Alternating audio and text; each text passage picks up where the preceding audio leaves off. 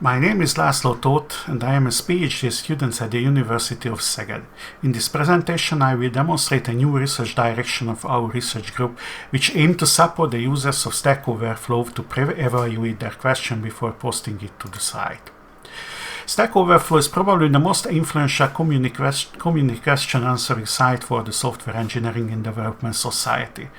With more than 11 million registered users and over 6,500 new questions posted on the site every day, Stack Overflow has undoubtedly become an essential technical knowledge repository in programming. Given the extreme posting frequency, moderator work is undoubtedly an elaborate and challenging task. Simultaneously, moderation is the key to avoiding the issue of quality decline, which is highly important for the sustainability of the service Stack Overflow provides. Briefly, to maintain a reasonable level of quality, supporting poor questions should be avoided, and closing or deleting them is often inevitable. Nevertheless, the definite reason for closing a particular post is often unclear to the users, leading to heated debates in some cases. This issue is well illustrated by a recently deleted post shown on this slide. The objective of our research is to provide the users with practical tools capable of pre-evaluating the questions to be posted on Stack Overflow and determining whether the questions will be marked for closure by the community after the submission. In this slide, the outline of our experiments is presented. The dataset for this study was taken from the Stack Overflow data dump created on 4th March 2009.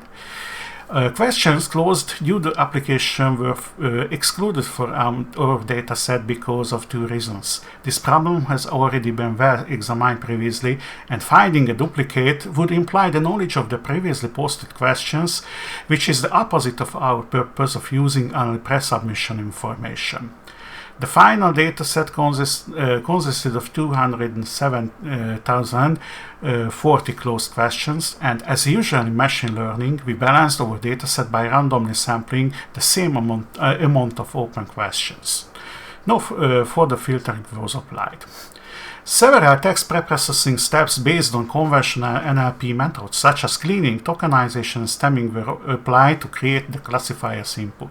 Part of speech tagging employed for the body and the title text to better distinguish polysemic words improved both the precision and the recall in our calculation. The objective of the first series of experiments is the binary classification between the open versus closed questions that meet the community rules versus questions that violate these rules. The second series is a 5-class classification predicting the different closing reasons versus the open state. The 3 different recurrent neural network models were defined and used in both experiments.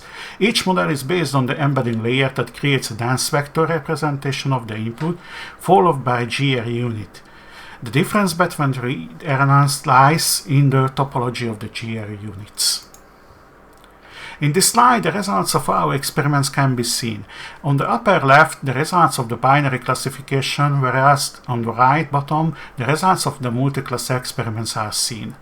As only the pre-submission textual information of posts was used as input in our study, and we directly classify questions into closed versus open groups, the number of related studies in the literature is rather scarce. Although the results cannot be compared directly, we have juxtaposed the results of similar research as it can be seen on the bottom left. It can be seen that our best results, 71.87%, is reasonable. Our study is the first to report the prototype of multi-class classifier estimating the exact reason for closing. With the same textual input used in the first part, our GRU model achieved 48.55% accuracy in predicting one of the available closing reasons, which is much better than a random guess. It is also worth noting that in the currently used voting-based closing policy on Stack Overflow, a lack of consensus among the votes often occurs. Interestingly, the very same disagreement also appears in our machine learning approach. This phenomenon is well represented with the confusion matrix that can be seen upper right. And you can see it is feasible to build a classifier that can predict the possible fate of the question based solely on the textual information available for the questioners. Our models and the processes are under improvements. The accuracy of the prediction has been improved significantly. The analysis of the misclassification is under a more in-depth investigation as well. And thank you for watching the presentation. If you have any questions, please send them to my email address, which can be seen on the slide.